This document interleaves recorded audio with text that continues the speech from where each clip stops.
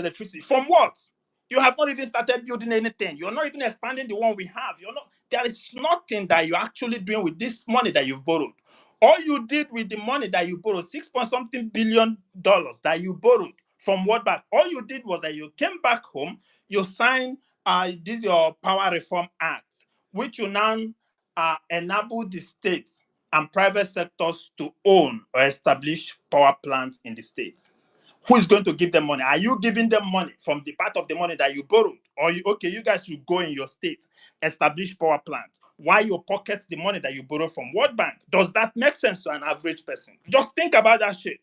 Does it make sense? You're not working with the states to build power plants for them, so that people, the citizen, can look up and say, okay, they are doing something. They are building power plants, maybe in Ajokute, or maybe they are building power plants in Lokoja, or wherever it is. Nothing. You just pocketed $6 billion. You sign a paperwork and you tell them, okay, now, all of you, you guys can go build your own power plants.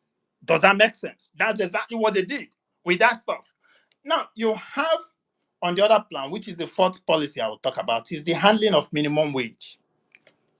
You see, there's a whole lot of scam with this government, which is so sad.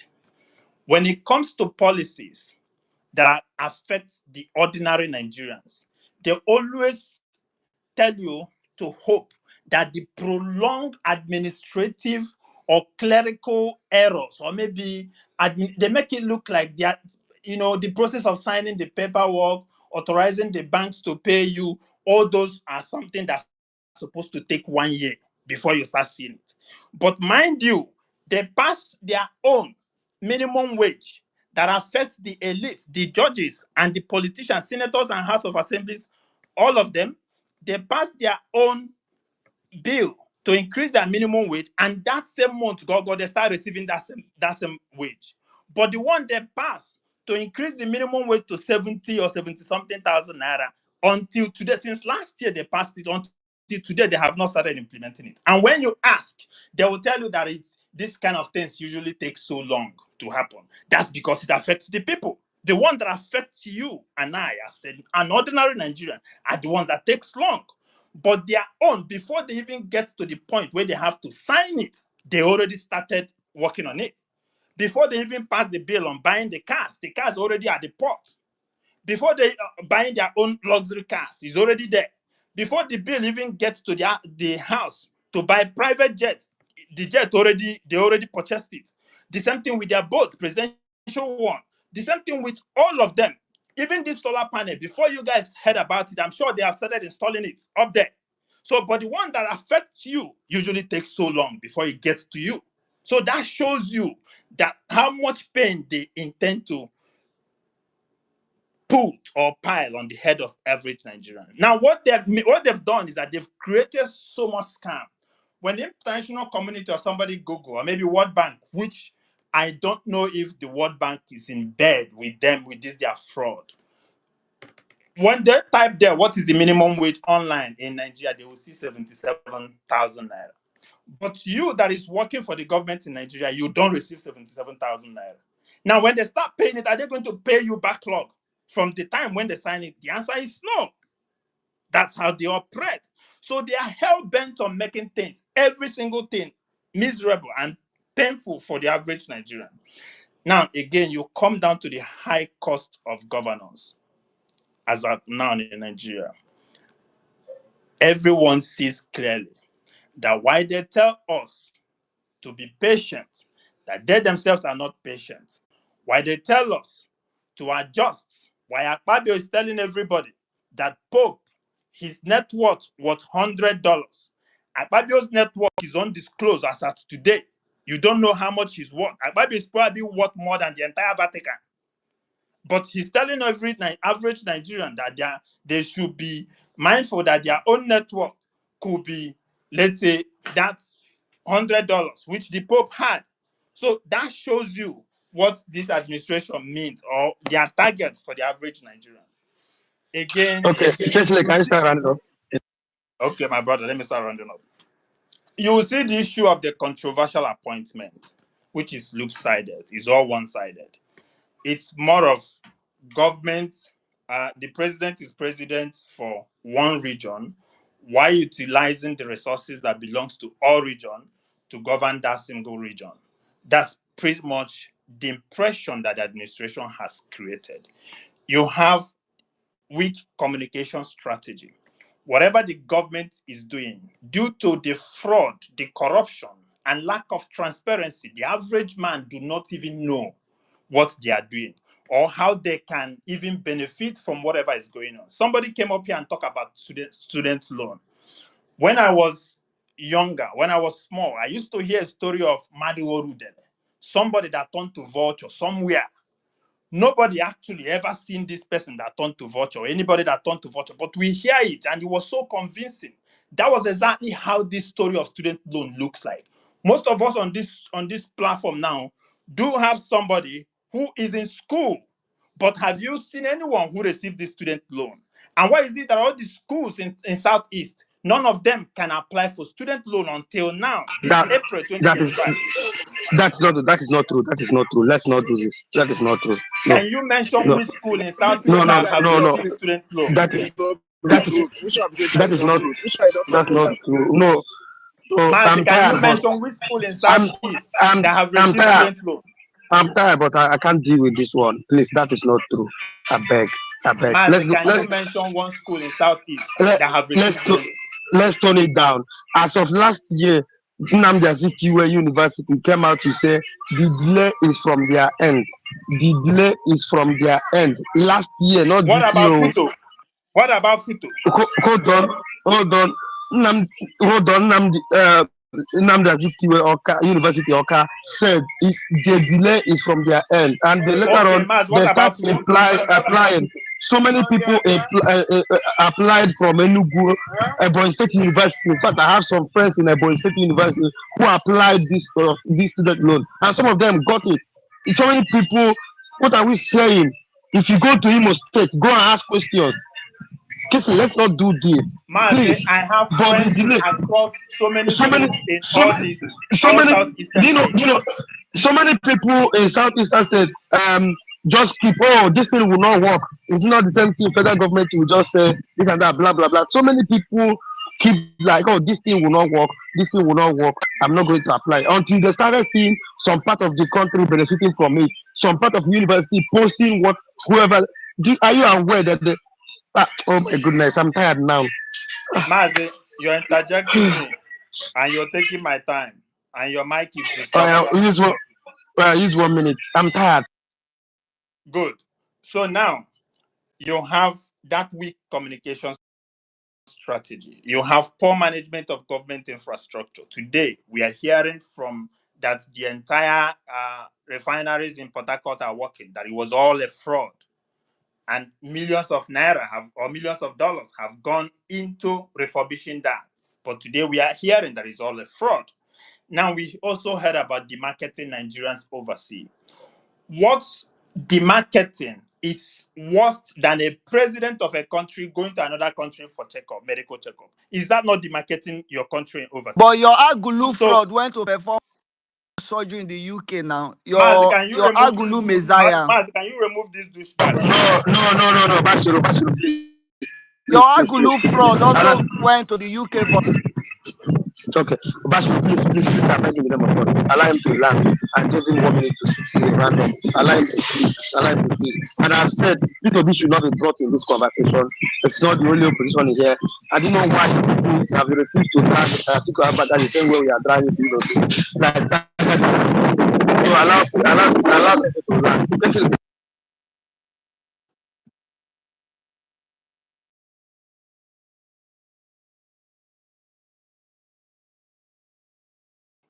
Thank you so much, Mazi. To Okay, wrap up, continue pressing their neck, Joe. to wrap up,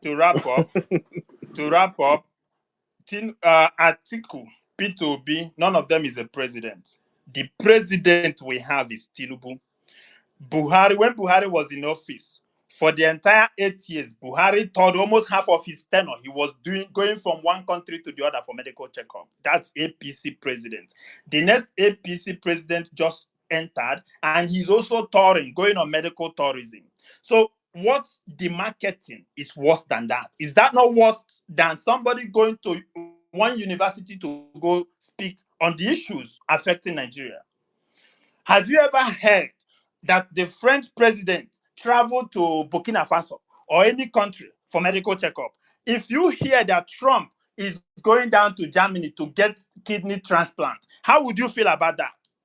But that's what we are okay with hearing from Asorok in Nigeria. So when you look at all these stuff, Mazi, you wouldn't let me talk so further. But I will come back again to maybe address some other stuff because I have a whole lot of things that I have not touched here. But when you look at all these policies, there is no single thing that you can pinpoint that this administration is doing to ease the pain on the average Nigerian. No single thing. Every single policy they have put in place, it's well detailed and orchestrated to add pain on the life of average Nigerian. Thank you so much.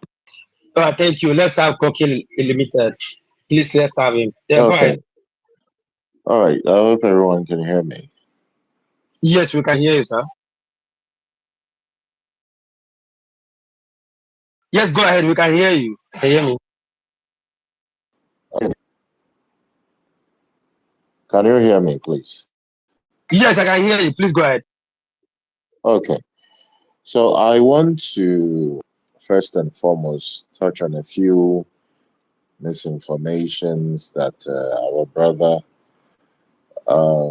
dropped, and then I will now tackle the main topic, which is Tinubu's economy.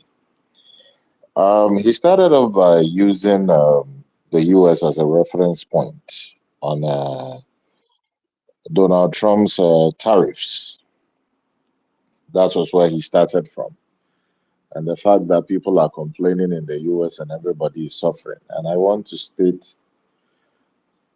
make it very clear that anybody who understands economics would basically see a lot of sense in what Donald Trump is doing. And let me, for clarity's sake, let me break it down and educate a few people here. Number one, there was an agreement called the NAFTA agreement, okay, that was signed in the year 1994 between US, Canada, and Mexico. And this agreement was put in place to make sure that there is going to be free movement of goods between these three countries, which is US, Canada, and Mexico. Unfortunately, manufacturers decided to play the smart card by shutting down their businesses in the US and then going to open their manufacturing plants in Mexico, where labor is cheaper.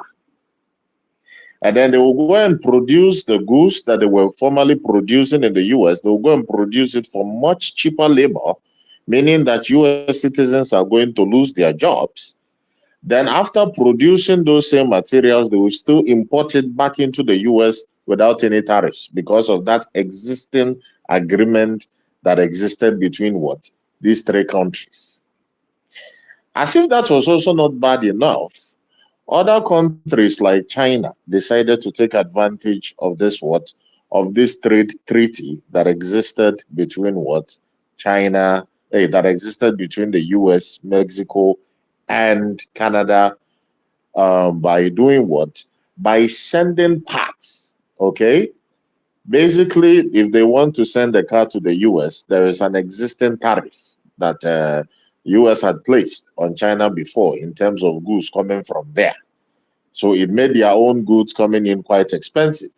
So what China decided to do is that if they want to send a car to the US, what they would rather do is that they will disassemble those cars and then they will send the parts to a country like Mexico or Canada. And then those people there will buy those parts, assemble it, and then use that free trade treaty that existed or that got signed in 1994 to send it to the US. So from this little breakdown that I've actually given, anyone with basic common sense would know that the US was the biggest loser in that initial agreement. And Trump decided, coming on board, he decided to do what? To take a definite action that would actually prioritize and make sure and put into effect to see that, number one, Americans were going to do what? Were going to get their jobs back. Because, of course, if there is a 25% or 30% tariffs on goods in Canada and whatever, then, of course, there wouldn't be any benefit from those factories that shut down in the US to go and open in Mexico. There wouldn't be any benefit of them being there. So they would, of course, bring their plants and their manufacturing companies back into the US, and Americans would actually end up getting jobs. Number two, it is also in place to make sure that, of course, manufacturing, in fact, pure manufacturing would take place in the US, and that dependency of always importing goods from other countries by Americans would basically stop. Okay? So it is a bit naive for somebody to come here and trying to make his point about a government that he perceives as bad to use, in fact, an economic masterstroke that Trump has actually put out to make his point. That is the first correction I want. That is the first correction that I want to make. Correction number two is some of the things that, what do you call it? Now I'm going to treat the main topic now, which is the Tinubu's economies, blah, blah, blah, blah, blah. And I'll correct a few things too that some of the speakers have put out there, which I believe is wrong. Before this government actually came into power, I believe everybody can actually hear me. Before this government actually came into power, there was a very serious cancer in the exchange rate system in this country. And what was that cancer? There was no specific exchange rate in Buhari's administration. What do I mean? There was a different exchange rate for banks. There was a different exchange rate for black market, which is what we call the parallel market. They had their own exchange rate. Importers, okay, they had their own exchange rate that the CBN was giving them. In fact, it was a very confused system. Okay? It was a very, very confused system. Now, let me actually educate you all on basically the repercussions of such a situation. Investors, every economy relies on investors. There is no economy that is an island. Every economy relies on investors to do what? To pump in money. Now, if you are an investor trying to pump in your money, let us assume that any of you here, what do you call it? You happen to be an American or a Chinese or a Japanese investor who wants to sink in some few billions or some few trillions into the Nigerian economy. And of course, you are bringing this money into what? Into the country in the form of dollars. And then you actually get to find out that there is not a single, what do you call it? They don't actually have what? One single exchange rate policy. There are different exchange rates for different people or for what? For different sectors. Of course, you are not going to do what? It is only a foolish person that would still sink his money into what? Into such an economy. So one of the major reasons why, what do you call it? The Buhari administration suffered in terms of what? Getting to attract investors. It was because of that nonsensical policy of different exchange rates that were flying around. And Tinubu came in and he said, look, we are going to unify the Naira. Okay? There is going to be one single exchange rate. There is not going to be an exchange rate for importers. There isn't going to be an exchange rate for banks. There isn't going to be a different exchange rate for the black market. We are going to have a unified exchange rate, which is going to stop a lot of corruption. Because let me tell you something.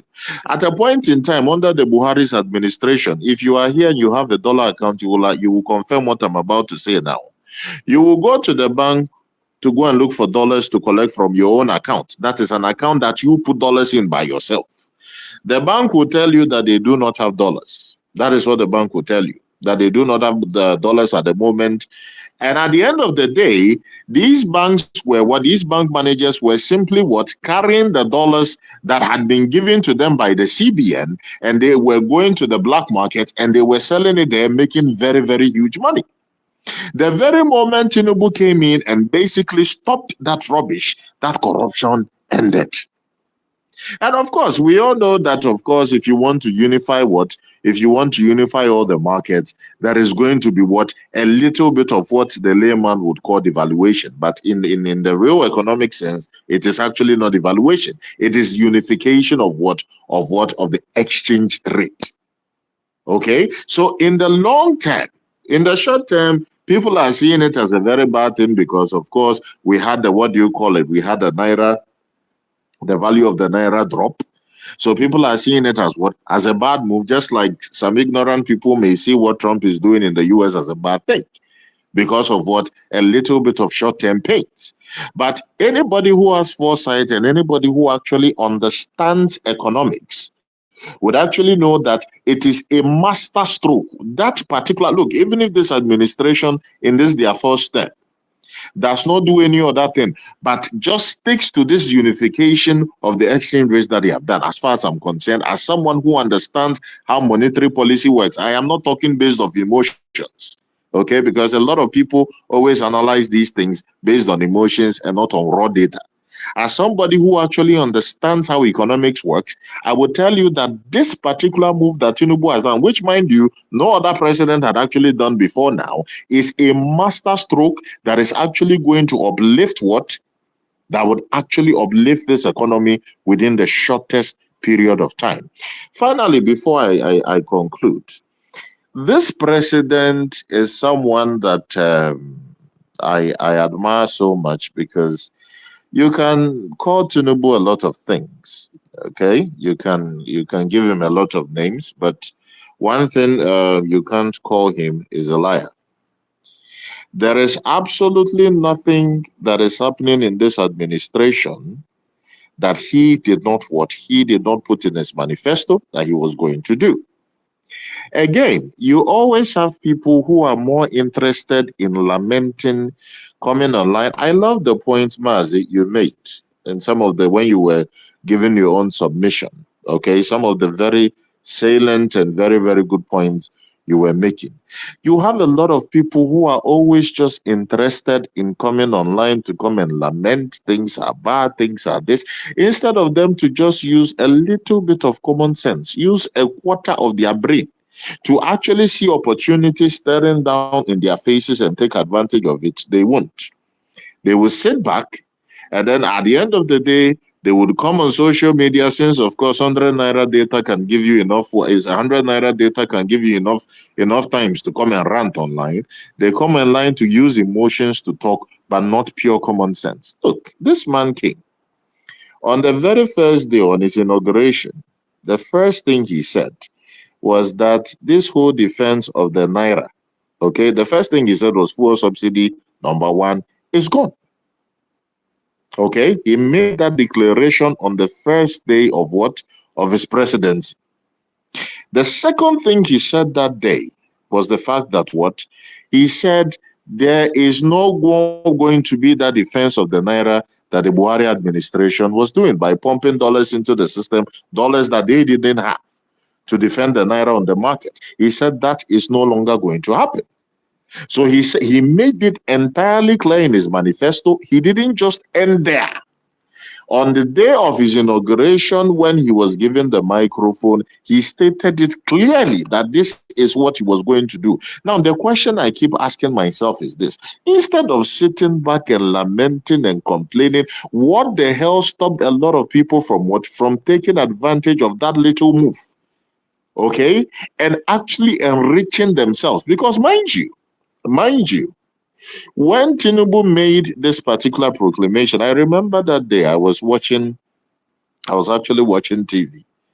And the very moment he says fuel subsidy was gone, the next reaction that a lot of people had was to carry jerry can and then rush to the fueling stations to try and buy as much fuel and keep. But the question is, how much fuel or how many liters of fuel would you be able to buy? to be able to use overtime. But that was the first reaction that a lot of people took. In fact, there were a lot of queues at the fueling stations, if most of you remember, on what do you call it, in 2023, when that particular statement was made, as if he had not said it before what? Before his inauguration. He has said it in his manifesto that he was going to remove fuel subsidy. So the question I'm asking myself is that, why then was the same energy not used? Okay? The same energy that a lot of you were using in carrying jerry cans and carrying your jet to fueling stations to buy fuel and keep. Why was that same energy not used in going to the black market and buying as much dollar to keep, since the president had already said that he's no longer going to defend the naira as MFLA was doing, and he was going to what? He was going to do a unification of the exchange rates. What stopped people from just going to buy a few dollars, going to keep it at home, and just sit back and make money for themselves? Okay? You cannot blame a president when people simply refuse to use their brains and want to act stupid. Okay? You cannot blame him. Because he has actually, it's not like maybe he took everybody by surprise by keeping what? By keeping his plans what? Away from the public. And then, of course, in the hour of the dark or in secrecy, he now then decided to make these moves. These were things that were very much public in the public domain. These were things that he had made mention that he was going to do, and he immediately acted upon these things. So what is stopping people from taking advantage? Even till today, they are still Mazi, my hand has been up all this while for 2 hours. I will round up soon. We have been calling you, but you are not here. Allow him to round up. Okay. So basically, even till now, they are, rather than coming to sit down here and lament that Bande is this and NEPA is high and blah, blah, blah. Look, that is the voice of a loser. Because real men are actually seeing the opportunities. Look, in every economy, there are always those who would always come and sit and lament that things are bad and they are suffering and they are this and they are that. I like the statistics Mazi has given on companies, private firms who are basically what? Cashing out big time during this what? During this period. There are countless opportunities even within this period. With the devaluation that most of you are talking about and the high cost of living that most of you don't even know is actually quite cheap compared to other West African states. Try and cross border. Try and cross border and go to Benin or go to Togo or even go to Ghana and compare the cost of living. Compare that to what we basically have here, and you would realize that, in fact, what we have it very, very, very, very good here. Before you start telling me that those countries, their economies are strong and blah, blah, blah, that is actually a baseless argument. So the cost of living, the high cost of living that most of you are complaining about, for me, it is actually non-existent. You cannot expect inflation. Look, no matter what you do, globally, there is a high rise of inflation globally. Okay? There is actually a high rise of inflation globally. You cannot pin it down on what? On just one economy, or you cannot pin it down on one man and say he's the one causing this thing. The blowback from COVID is basically affecting everybody. Whether you choose to believe it or not is your business. But the truth of the matter is that the blowback of COVID is affecting everyone. So hard times are being experienced everywhere. I like the fact that some of you here have actually traveled and some of you are even outside. Can you please round up? Yes, thank you very much. Okay. Okay, so in conclusion, look, the economy that Tinubu is basically running is not, for me, it's not suicidal. He has laid a wonderful foundation that ultimately will do what? That ultimately, within the shortest period of time, would yield benefits and dividends for everybody. And even till now, there are benefits or there are opportunities that if you just open your eyes and you are willing to do what? To get the right resources, the opportunities out there. There are some, in fact, my firm, personally, as we speak now, we have a proposal out there to the federal government where we are trying to do what? We are trying to educate people and teach people, of course, through federal government funding and everything, how to, how to basically take advantage of some of the, what do you call it, the economic opportunities that are staring us in the face. There is a proposal on ground which, of course, we are looking to do what we are looking at, or we are hoping would be approved for work to begin immediately. So I can say this for a fact, that there are opportunities out there, even currently now. So rather than coming online lamenting and complaining, which basically will change nothing, look for ways and means to do what?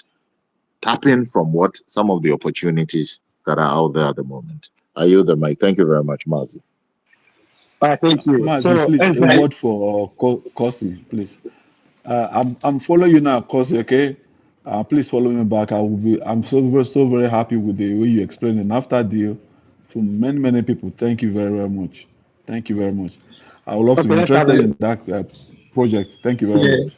Follow me back. Thank yeah, you. thank you, Jagaba. So let's have a English. Yeah, please go ahead. You are there. Go ahead. Yeah. So yeah, thank you very much. So my own is very short.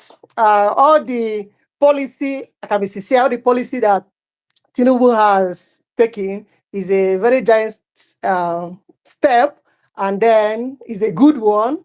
So, but my question is, for the price of fuel, how long can we wait such that to come down to what common man can afford? Then, secondly, two, when can we go back to farming? I was discussing with my brother just this week. I say go into farming, business and all that. He said no. Even those in the village, they don't go to farm again because of insecurity. So when can we go back and start going back to farming to produce enough to send? Then lastly, I am a pharmacist. And then before now, I work with pharmaceutical company.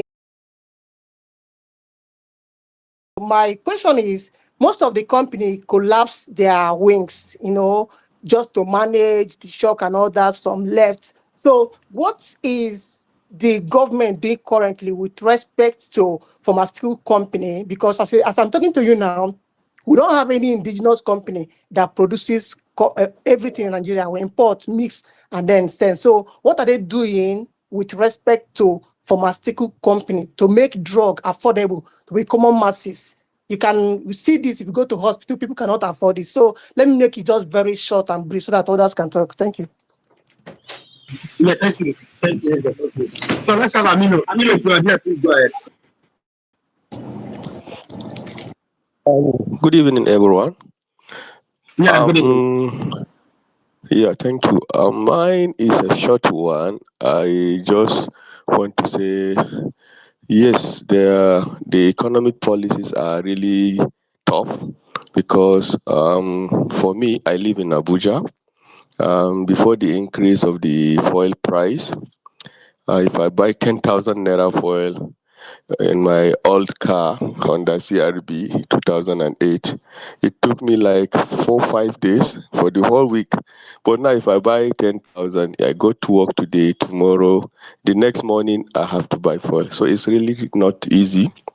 Even with the salary increase, it's really not easy. But I tell you, there is a light at the end of the tunnel.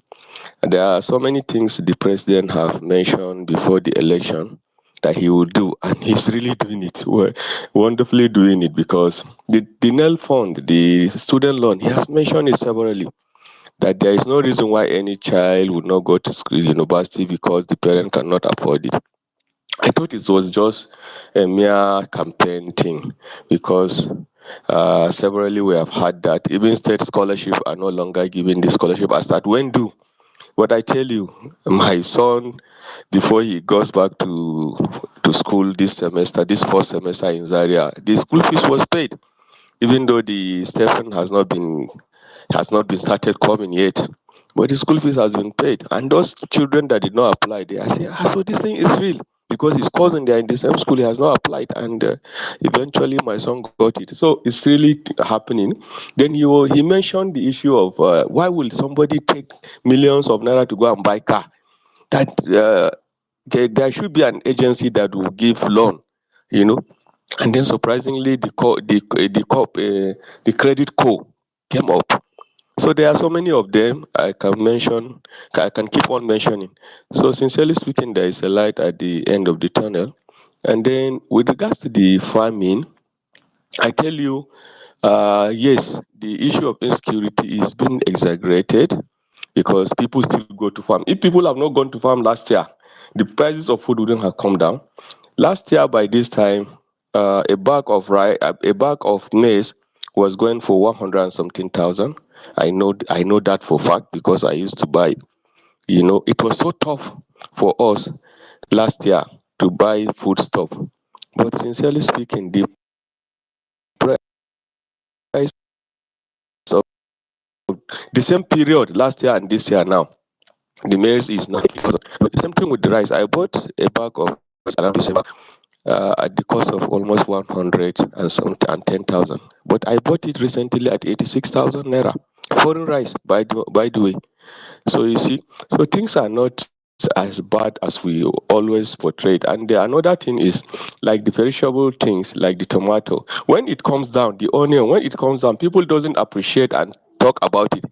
Now onion is very cheap, but season will come that onion will be very expensive, and people, that is when they will start talking. So why is it that when it is low, when we are getting it cheap, we don't come out and say, these things are cheap? Oh, I bought tomato before Ramadan, a basket at the cost of 20,000. The biggest basket from Zaria, they brought it, you know, to Abuja for me. Now it's 45,000 naira, and it might go up again. And then people did not mention when it was 20,000. Now it is when it is so top that people will start talking. So sincerely speaking, if only we can appreciate the positive aspects and then try and manage ourselves with the negatives, things will really work. There are a lot of opportunities, as you have mentioned. Let us take the opportunity and then move on. It is our sincere hope and belief that things will work out. Uh, and then, even if not Tinubu, if another president, follow them with prayer and encouragement, I think things will be better than when we keep on abusing, making negative comments, trying to paint things so negative that nothing is working, nothing is going on well, the insecurity is this and that. I'll tell you another thing. Last week during this Easter break, I traveled to Kaduna. I was going to Zaria, so I traveled to Kaduna. On my way, the Abuja Kaduna road blocked, and we have to enter through bush. I tell you, we enter bush for almost 1 hour, and the kilometers we covered was less than 10 kilometers for the 1 hour inside bush. I was telling myself, why did I do this? Myself, my wife, and my daughter. Sincerely speaking, I regretted going to that bush, but God, in His infinite mercy, there was nothing. For 1 hour, we were moving inside bush till we came out at the main road. So even the insecurity, yes, it is bad in some areas, but it's not everywhere. So please, I call on all of us, let us try to be a little bit positive about our country so that we'll see the benefit in the future. Thank you, and let us have a beautiful and peaceful deliberation. Thank you. Okay, thank you. Yeah, in fact. So let's have Jagaban, then we'll have Bashir. So we'll have it. Yeah. Yeah, thank you, Mazi. Thank you very much. You see, people have all spoken, and I'm so happy because I have never even met Kosi online or to hear him speak, but he just made my day. Okay, I live here in the United States, and I know how people complain about President Trump, especially those who voted for him. Okay, I can't vote in America because I'm not a citizen. I'm just working. Understand? I'm a data analyst. Back in Nigeria, my first degree was in banking and finance, and later I moved to computer science. Finished, and I moved to America, and I'm working as a database administrator, SQL database administrator. I have lots of shares and crypto and all these things and coins. And just as Kosi said, The president said this is what he's gonna do. Of course, we first had spike on the market, and as it started coming down, okay, I have a particular coin which I so much love, and I invested a lot in it, thousands, tens of thousands of it. As I see this thing going down at 34, start 20 to 28, I decided to sell off. Okay, I used the what's it called now, Robinhood for my trading.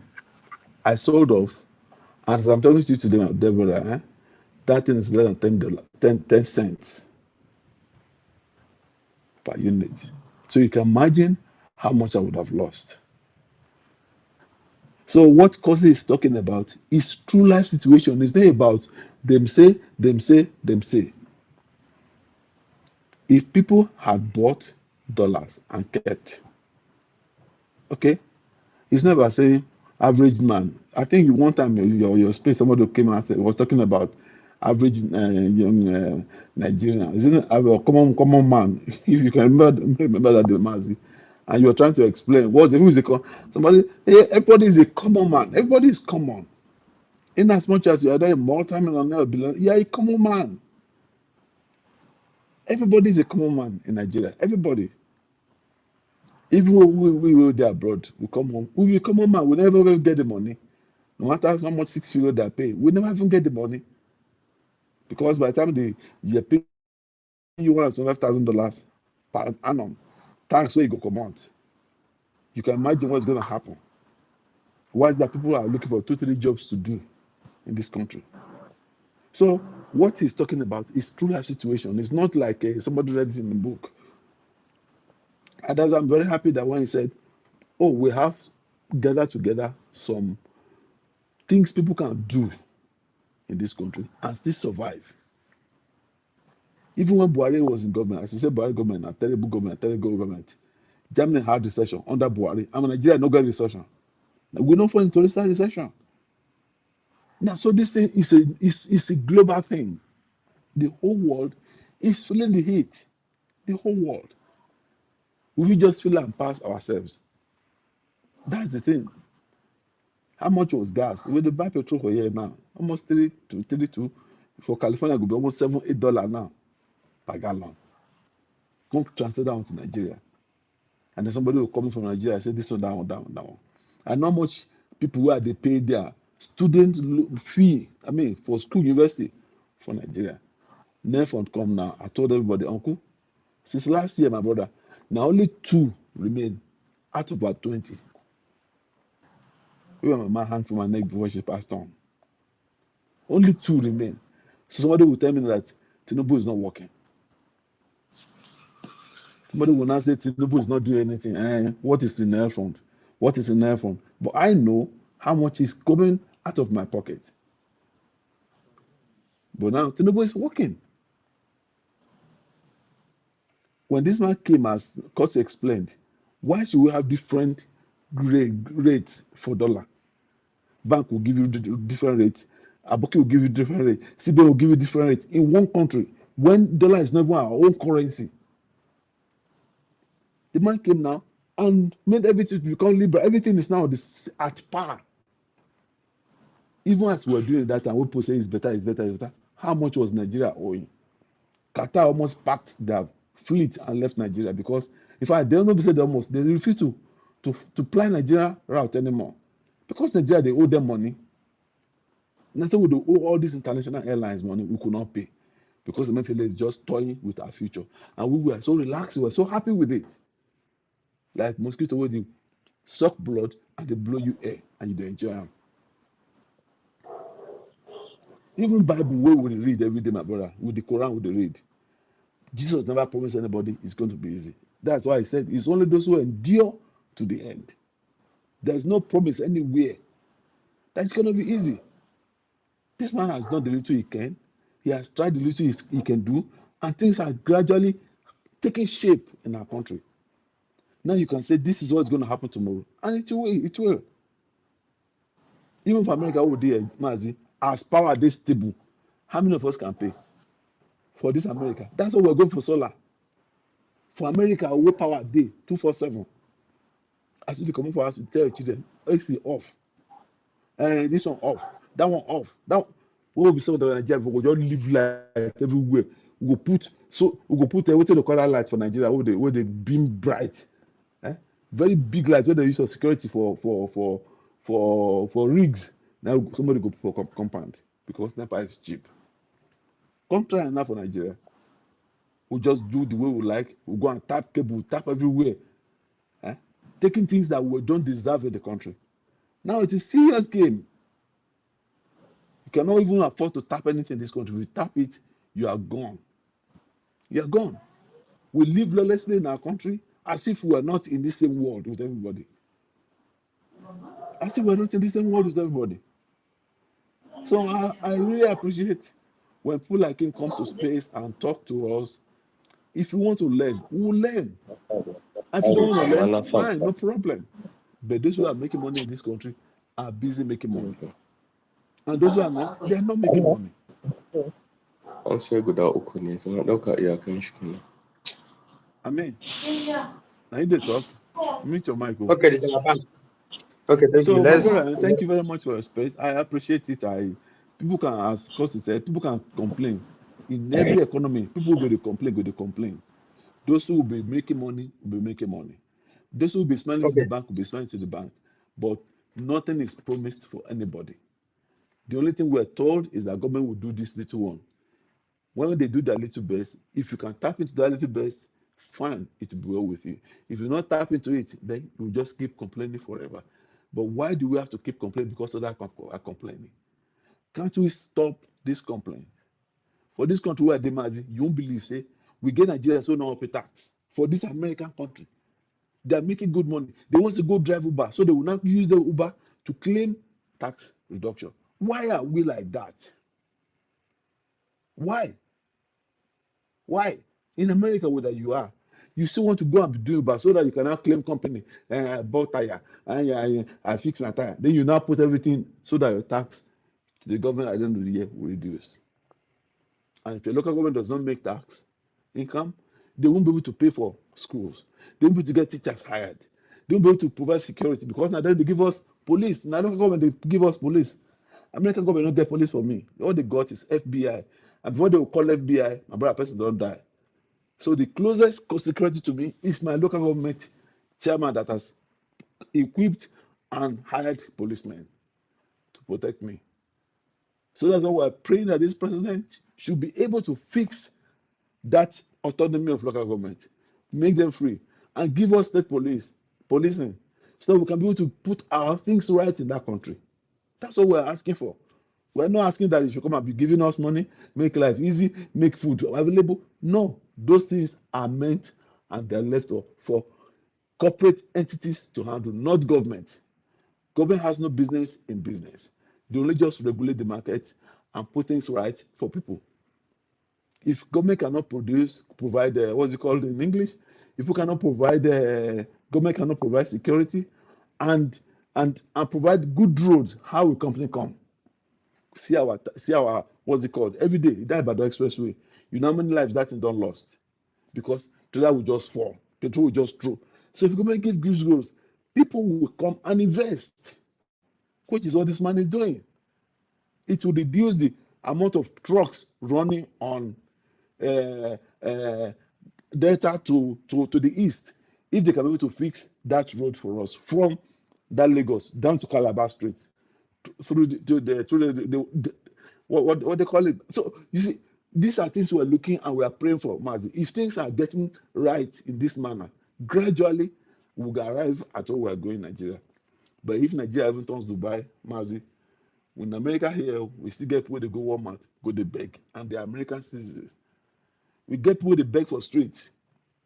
If they not they beg, churches will not be setting up charity homes for people to come and eat and collect food to go and take care of themselves at home. So the poor will always be there. We cannot do anything with that. The poor will always be available in our midst. But it's left for you to say, I don't want to be poor and I will not commit crime. I will educate myself. I'll give myself necessary skills I need to be able to rise up. And my children When they take Nigerian loans now, when they grew up, they will not say Nigeria did not do anything for them. Because they will remember when their father had nothing to send them to school.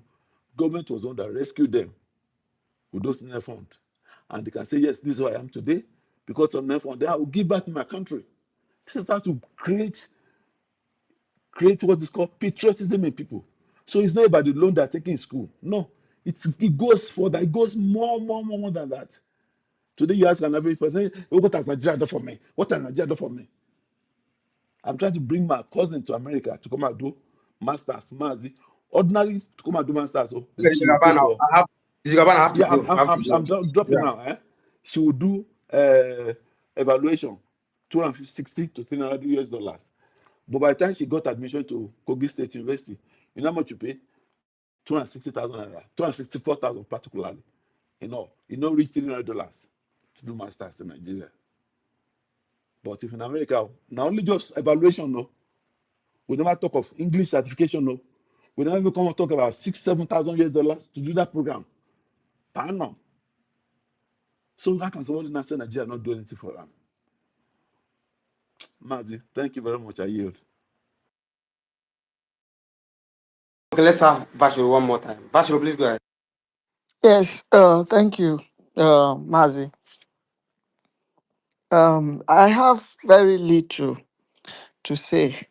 Um, I think at the end of the day, my father will always tell me something. Will always tell me, in whatever I do, I should not deceive myself, whether in private or in the open.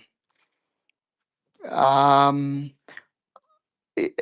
we at the end of the day, we all know what we are doing. Um, things are really tough. I mean that is a known fact. And I challenge anybody to give me any country in the world where it is all El Dorado, that they just go and plug money on the tree. They don't need to work. They are not battling inflation. They are not having any, I mean, their own challenges. I'm still waiting for anybody to point me to that one country in the world. And what I'm always against, when we are talking of criticizing Nigeria or demanding good governance, by the way, when we hear, certain people speak, I mean, it is far from criticizing the government. Even if Nigeria is all bread and butter, all rosy. This group of people, you will never see them see anything or say anything positive about the country. Why? Because it's all politics. It is either their candidate or the highway. So they already project a messiah, a saint,